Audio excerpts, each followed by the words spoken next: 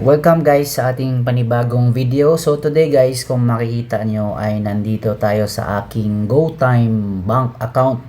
So ngayon, ipapakita ko sa inyo, first time ko din tong gagawin, ang i-enable ang aking crypto and gold account.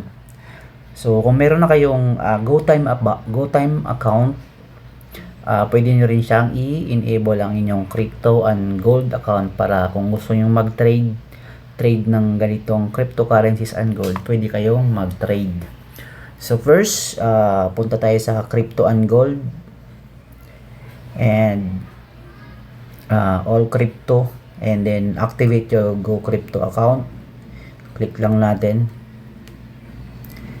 and then activate my Go Crypto account and click nyo lang tong mga terms and condition nila, yung agreement nila, and then click nyo yung continue. And what's your investing experience? So click nyo lang tong I have limited or I have no experience at all. So pili na lang kayo dyan kung meron kayong experience about investing and trading or trading. And how much are your liquid assets? So less than 500,000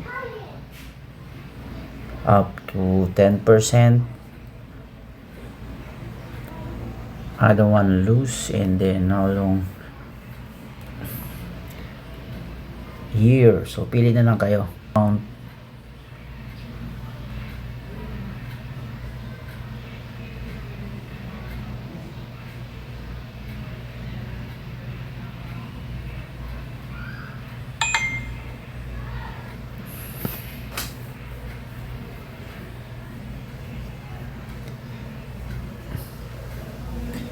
And ito yung kanina. So kung makikita nyo guys, na-activate na natin yung ating Go Crypto account. So naglag lang siya kanina. So kung makikita nyo, pwede na tayong mag-deposit